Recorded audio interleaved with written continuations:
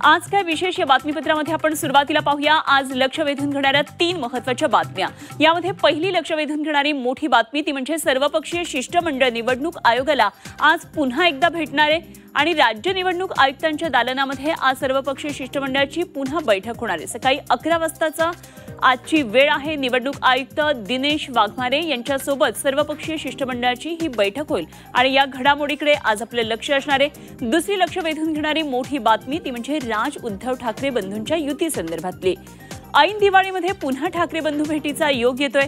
दरवर्षीप्रमाणे यंदाही महाराष्ट्र नवनिर्माण सेनेनं दीपोत्सव 2025 कार्यक्रमाचं आयोजन केलंय।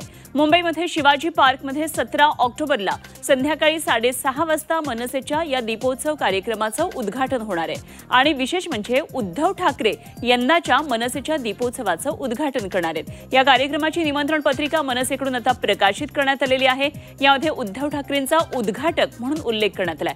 त्यामुळे या राजकीय घडामोडीवर आपलं लक्ष आहे आणि तिसरी महत्त्वाची लक्ष वेधून घेणारी बातमी ती म्हणजे नक्षलवाद्यांच्या आत्मसमर्पणाची।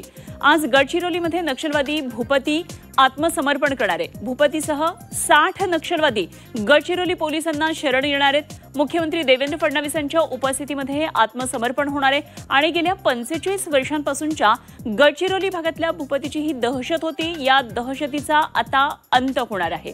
या घडामोडीवरही आपलं लक्ष असणार आहे।